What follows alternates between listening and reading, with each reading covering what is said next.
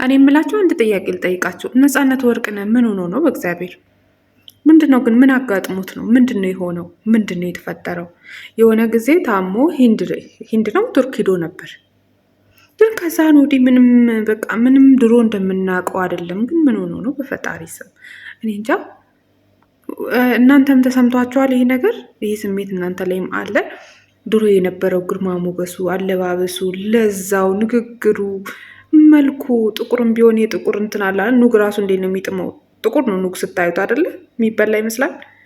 ግን እንዴት ነው ሲጥብ ተሰርቶ ሲቀርብ አለ አይደለ? በቃ ልጥልጥ ያለ ጥቁርም ቢሆን ውበቱ፣ ንግግሩ፣ የድምፁ ግለት ራሱ ሰው አሁን ምን ሆኖ ነው ግን እንደዚህ ቅዝቅዝ ያለው? ምን ሆኖ ነው? በፈጣሪ ስሙራ እንትኑ ራሱ ሰውነቱ የሆነ በቃ አላቅም፣ ወዙ ራሱ እየለቀቀብኝ መጣ። እግዚአብሔርን ምን እንደሆነ አላቅም እና ማወቅ ፈልጋለሁ። ምን ሆኖ ነው? ታሞ ነው ደግሞ? እሺ ትንሽ ራሱን ጋባ አድርጎ ራሱን ቢያክም ቢቀርበት እሳ ጋዜጠኝነቱ ራሱ እንጃ ብዙ እንጃ።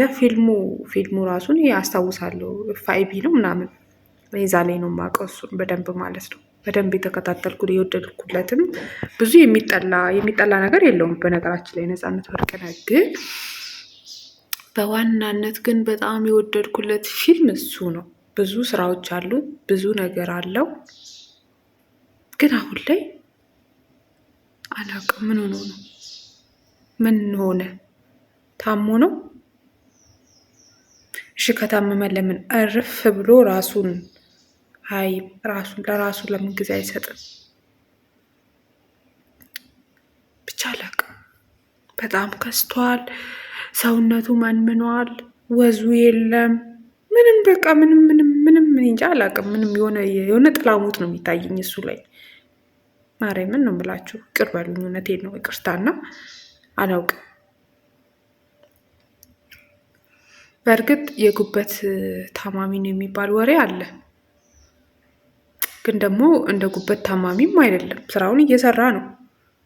ብቻ እግዚአብሔር ይድረስለት። እውነት በጣም ያሳስባል። በእውነት አርቲስቶቻችን እኮ የአንዳንዳቸው በቃ አለቁ። አይናችን ይሁን እነሱን ላይ ቡዳ የሚሆንባቸው እድሜያቸውን የሚያሳጥረው አይናችን ፍቅራችን ይሁን ወይ እኔ ምን እንደሆነ ብቻ ግራ ነው የሚገባኝ። ትንሽ ደምቆ ይታያሉ፣ ወዲያው ደግሞ እርግፍ ይሉና ይጠፋሉ። እስኪ አሁን እዩት እስኪ ስንት ታዋቂ የምንላቸው የምንወዳቸው ስራቸውን የምናደንቅላቸው ስንት አርቲስቶች ናቸው የቀሩት? በስማ እና እንጃ የነፃነት ነገር ግን አሳስቦኛል። እውነቴን ነው የምላቸው አሳስቦኛል። ቤተሰብ የለውም እንዴ? ቢያንስ በቃ ከቲቪ እንትን ላይ ሆስት ላይ ጠፍቶ ለትንሽ ጊዜ ራሱን እንክብካቤ ማድረግ ራሱን ማየት ይኖርበታል። በነገራችን ላይ ወይ ቢቀርበት ስራ በስመ አብ ወልድ፣ እኔ እንዴት እንዳሳዘነኝ የምር